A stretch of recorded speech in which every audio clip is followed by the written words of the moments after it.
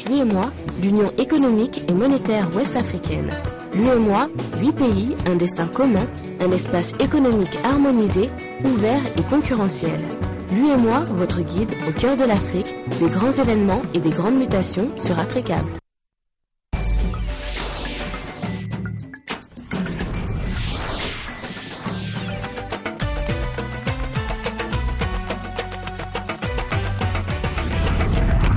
Merci de nous rejoindre sur Africable Télévision. Bienvenue à toutes et à tous. Voici les titres de ce journal. Au Niger, après les attentats du 23 mai dernier dans le nord du pays, des mesures de sécurité ont été prises sur toute l'étendue du territoire national. Une décision à laquelle la population doit désormais s'y habituer. Nous irons en Tunisie pour parler de cette journée de tension avec l'ouverture à Kérouane du procès de la militante femelle Amina et le verdict est attendu d'un moment à un autre. Et puis du sport avec le coup d'envoi au Gabon du championnat national cadet de handball.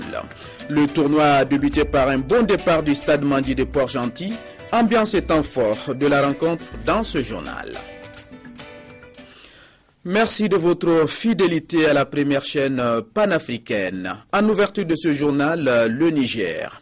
Depuis les attentats du 23 mai dernier dans le nord du pays, attentats qui ont coûté la vie à plusieurs militaires nigériens et blessé plusieurs civils, des mesures de sécurité viennent d'être prises sur toute l'étendue du territoire national. À Niamey, les principales institutions du pays ainsi que les représentations diplomatiques sont sous haute surveillance et la population doit désormais s'y habituer. Les explications avec Sarki Aboubakar et Razak Abaché. Des fûts vides, remplis de sable et érigés en barricades, une sécurité renforcée autour des bâtiments institutionnels du Niger. Les attentats terroristes du 23 mai dernier au nord du pays ont complètement changé le dispositif sécuritaire. Aéroports, représentations diplomatiques, tous sont en alerte et les populations qui doivent désormais se familiariser avec ce nouveau schéma sécuritaire partagent les inquiétudes et approuvent la stratégie. Dispositif sécuritaire, moi je pense que c'est une bonne idée compte tenu de tout ce qui se passe. On sait qu'on est menacé par le terrorisme, les moudjahidines, tout ça là. Donc il faut bien protéger les endroits publics pour ne pas qu'il y ait des scandales. On est en sécurité vraiment. Puisque si tu roules de trop, tu es obligé de faire ralentir ton véhicule. S'il y a quelque chose, les militaires vont voir ça dans ton véhicule. Si tu as pris quelqu'un, même les gens qu'on pense que ce sont des terroristes ou bien ce sont des criminels, on peut voir ça. C'est mieux de montrer aussi que les autorités, vraiment, par exemple ici à l'Assemblée, ils ont pris des dispositions. Ça montre que les gens vraiment veillent au grain, quoi. Et ça intimide aussi vraiment l'ennemi. C'est désormais tout le pays qui est sur le qui-vive. Une situation qui n'a pourtant aucun impact négatif sur le quotidien du Nigérien qui vaque tranquillement à ses occupations. Voilà un reportage du bureau Africable à Niamey au Niger. Journée de tension en Tunisie. Des salafistes ont manifesté devant le tribunal de Kérouan où s'est ouvert ce matin le procès de la militante féminine Amina. Et le verdict est attendu d'un moment à un autre. Ambiance électrique. Ce matin, une foule d'habitants en colère s'est réunie devant le tribunal de Kérouan. Parmi eux, des militants salafistes du groupe Ansar el-Sharia. Dans un pays islamique, des femmes qui montrent leurs seins, c'est une honte pour tous. Les appels à l'application de la loi islamique fusent. Les insultes contre l'avocate de la jeune militante féminine de 18 ans aussi. Face à la foule, un important dispositif policier a été déployé, mais dans le tribunal, la tension est aussi à son comble. Ces choses dont la foule parle sont une toute autre histoire. Cette affaire ne concerne pas la moralité publique ou un assaut sur un cimetière, c'est un autre problème. Face aux défenseurs de la rebelle tunisienne, plusieurs avocats disant représenter les habitants de Kérouan sont venus se porter partie civile. Les poursuites ne sont pas adaptées au crime qu'elle a commis. Ce crime a provoqué des incidents violents. Les habitants de Kérouan se sont immédiatement sentis offensés directement par l'arrivée de cette fille. Elle a été la cause directe et indirecte des émeutes à Kérouan. Arrêtée après avoir peint le mot Femen sur le muret d'un cimetière de Kérouan où devait se tenir un rassemblement interdit dans le Ansar al-Sharia, Amina est poursuivie pour détention d'un engin explosif en vertu d'une loi datant de 1894 qui prévoit 5 à 6 mois d'emprisonnement. Elle a expliqué au juge porter cette bombe lacrymogène pour sa propre défense. Les avocats ont demandé un non-lieu.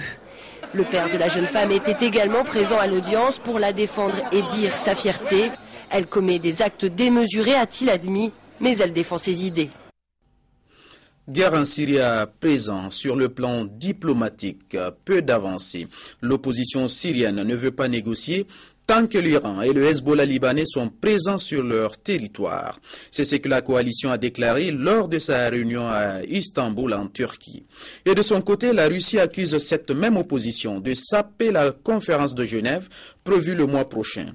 Et c'est dans ce contexte que s'est ouverte ce matin à Téhéran une conférence internationale sous l'égide de l'Iran, allié de Damas. Rappelons que 40 pays participent à cette rencontre. Dans le reste de l'actualité, le Sénégal, à Dakar, le ministre de l'Éducation nationale a reçu ce jeudi les élèves Mama Matimbaye, premier prix, et Ahmad Sarr, prix spécial du concours international de la dictée à Montréal au Canada. Le ministre a félicité et encouragé les lauréats à continuer dans cette dynamique. Les détails avec Louis Tinassania, Suleiman Anne et Antoumar, nos correspondants permanents au Sénégal. Le Sénégal est une fois de plus honoré par ses fils. Les 2 élèves qui ont pris part au concours international de dictée de la Fondation Paul Gervin-Lajoie au Canada le 26 mai dernier ont représenté dignement leur pays. Mama Timbaye et Ahmad Sarr, tous 2 en classe de CM2, ont remporté le premier prix et le prix spécial. Les lauréats nous en disent plus. La dictée s'est bien passée, je suis très honorée et je suis très fière. À la maison, on a commencé à se préparer depuis la phase nationale. À l'école aussi, on faisait beaucoup de dictées et je me préparais bien. Le thème de la dictée était les métiers d'aujourd'hui et de demain. Et je trouve que ce thème était très bien choisi. Parce que les enfants doivent apprendre dès la jeunesse à apprendre les métiers de demain. Après les avoir reçus dans son bureau, le ministre de l'Éducation encourage les primés à persévérer dans l'effort. Il réitère par la même occasion son engagement à accompagner toutes les initiatives qui sont de nature à propulser le système éducatif sénégalais. Malgré les difficultés qu'il y a dans notre système éducatif, malgré les perturbations qu'il y a ça et là, aujourd'hui nous venons d'avoir la preuve que nous avons des raisons d'espérer sur notre système éducatif, qui produit des enfants qui honorent le Sénégal à l'extérieur. Le ministère marque sa disponibilité pour accompagner toutes les initiatives qui sont de nature à promouvoir l'enseignement et puis à promouvoir l'excellence au niveau des écoles. Organisé par la Fondation Paul Gervin-Lajoie, le concours international de dictée est à sa 22e édition. Cette année, au niveau local, cette compétition a vu la participation de 1487 écoles et plus de 132 000 élèves. Quand on parle d'éducation, on pense aussi à l'enfance. Le Fonds des Nations Unies pour l'enfance a lancé ce jeudi à Bamako son rapport 2013 sur la situation des enfants dans le monde. Ce document de l'UNICEF explique la situation des enfants handicapés et comment faciliter leur insertion sociale. Diakadidia Tangara et Malik Mbaye. C'est la montée des couleurs en langue des signes qui a donné le coup d'envoi de cette cérémonie de lancement du rapport 2013 sur la situation des enfants dans le monde. Avec comme thème les enfants handicapés, ce rapport explique comment les sociétés peuvent inclure les enfants souffrant d'handicap et à vaincre la discrimination dont ils sont victimes. Le rapport de l'UNICEF indique que les enfants handicapés sont ceux qui risquent le plus d'être privés de soins de santé ou de ne pas aller à l'école. Ils figurent parmi les plus vulnérables face à la violence, face à la maltraitance, à l'exploitation et au manque de soins. Appuyer davantage l'intégration des enfants handicapés, c'est contribuer à vaincre la discrimination qui les relègue en marge de la société. Pour de nombreux enfants handicapés, l'exclusion sociale commence dès les premiers jours de leur vie, quand leur naissance n'est pas inscrite dans les registres de l'état civil. Certains enfants sont enfermés, j'en ai vu, dans des pièces ou dans des armoires. L'inclusion des enfants handicapés va au-delà de l'intégration et repose sur les principes fondamentaux qui nous interpellent tous. Il s'agit de changer de comportement envers les enfants handicapés et nous tous, nous pouvons le faire. Il s'agit d'un regard Il s'agit d'aider, de donner une main, de parler, de ne pas avoir peur. L'éducation scolaire des enfants handicapés étant un facteur essentiel pour faciliter leur insertion dans la société, le gouvernement malien se dit prêt à redoubler d'efforts pour l'atteinte de cet objectif. Avec l'apport de la Fédération malienne des personnes handicapées, structure faîtière des organisations des personnes handicapées, le département en charge de l'éducation a inscrit l'éducation spéciale dans sa planification et dans ses différents programmes de développement. Notre objectif est de permettre à tous les enfants de vivre longtemps et en bonne santé, d'acquérir un savoir et d'avoir accès aux ressources nécessaires pour jouir d'une vie décente. Cette cérémonie de lancement du rapport 2013 sur la situation des enfants du monde a pris fin par la remise des kits récréatifs et un atelier thématique sur le dessin et la photographie. Un atelier qui a permis à ces enfants handicapés de découvrir le monde de la photographie. D'un rapport à un autre, avec la présentation ce matin à Bamako du rapport de responsabilité sociale d'entreprise d'Orange Mali. L'entreprise de télécommunications a exposé à la presse et à ses partenaires les différentes activités réalisées tout au long de l'année 2012. Nous écoutons Racine Thiam, directeur de communication à Orange Mali. Il est au micro de Georges Atino Koulibaly et de Moussa Bari. Nous prenons en compte le développement du pays dans toute notre stratégie. C'est ce qui s'appelle la responsabilité sociétale d'entreprise. Ça nous permet de mettre au cœur de notre stratégie le développement du Mali. Cela passe par le développement des infrastructures de télécommunications, de qualité au moindre prix pour l'ensemble de la population. Il faut savoir qu'au jour d'aujourd'hui, nous avons 80% du territoire et des populations couvertes par le réseau de téléphonie. Cela passe aussi par la réduction massive des coûts pour permettre à l'ensemble de la population de bénéficier des produits et services de communication aux meilleures conditions possibles. Mais cela passe par la prise en charge effectivement de l'impact environnemental de notre activité. Nous avons des projets qui nous permettent effectivement de réduire cet impact-là. Cela passe par des produits et services qui permettent effectivement à un certain nombre de populations qui sont les plus reculés, qui sont dans les endroits les plus reculés d'être connectés au réseau, même si nous en subventionne. Cela passe par les œuvres de la Fondation dans le domaine de la culture, de la santé et de l'éducation. À présent, le reste de l'actualité en bref et en images avec Mahmoud Kabadiakité. En Côte d'Ivoire, l'ex-leader de la galaxie patriotique Charles Blé Goudé est retenu dans un lieu secret depuis 4 mois.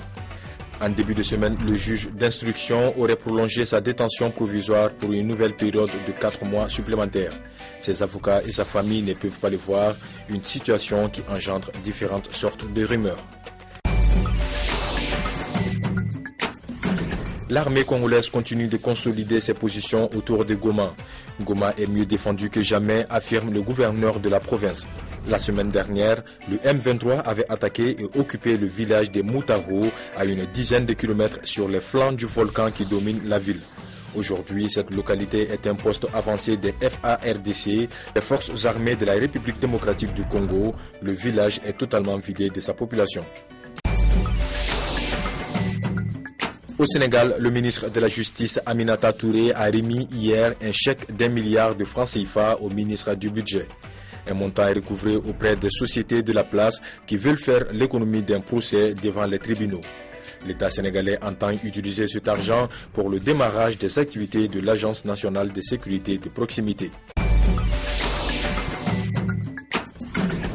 Le président syrien Bachar el-Assad confirme la livraison de missiles russes. C'est ce que rapporte le quotidien libanais Al-Akbar. Il révèle plusieurs passages de l'interview de Bachar el-Assad diffusée sur la chaîne du Hezbollah Al-Monar ce jeudi 30 mai. Bachar aurait dans cette interview menacé l'État hébreu de répliquer immédiatement à toute future attaque. Dans l'actualité également, le Gabon avec cet élément de musique. Le groupe de rap français Section d'Assaut annoncé pour le 24 juin prochain à Libreville.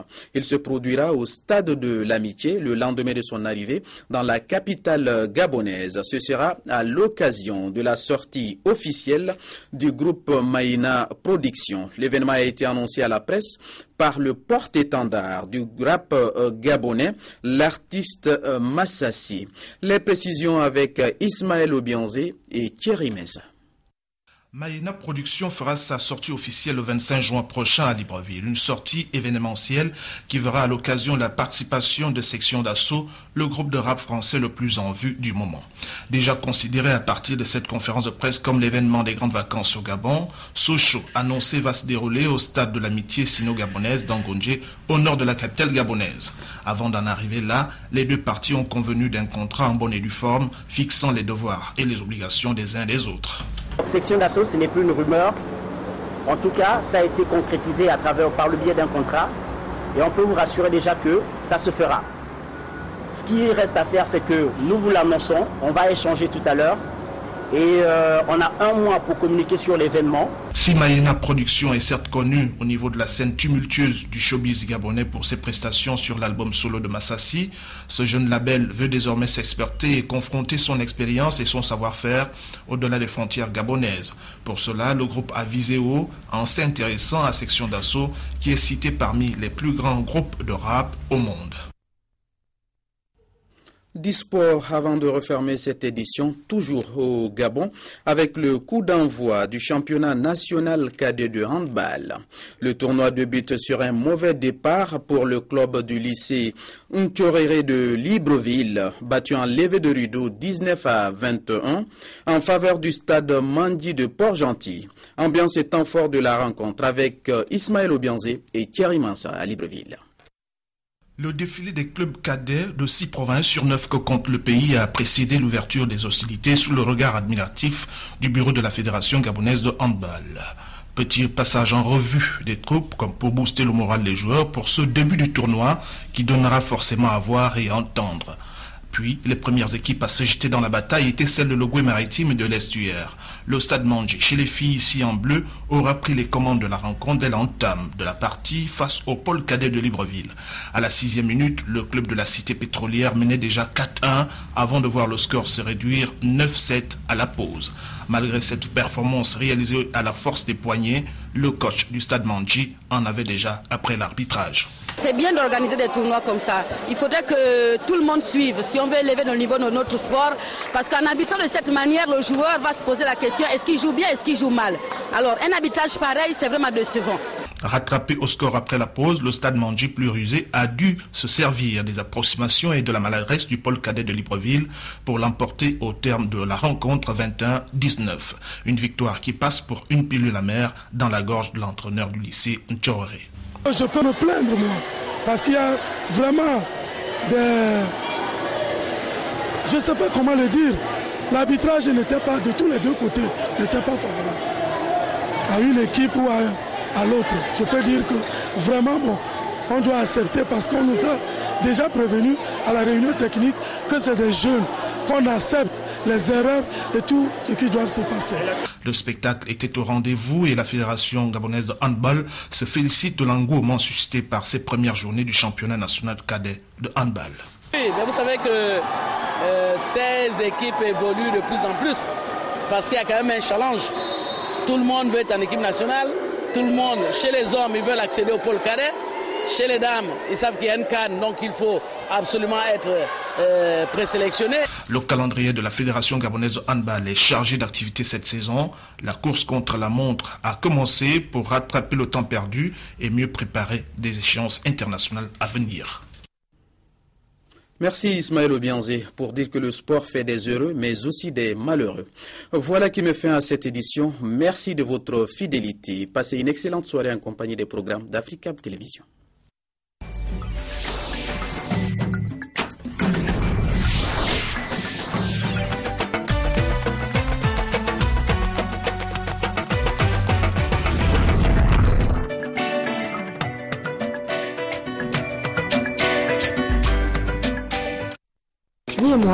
l'Union économique et monétaire ouest-africaine. L'UEMOA, 8 pays, un destin commun, un espace économique harmonisé, ouvert et concurrentiel. L'UEMOA, votre guide au cœur de l'Afrique, des grands événements et des grandes mutations sur Afrique.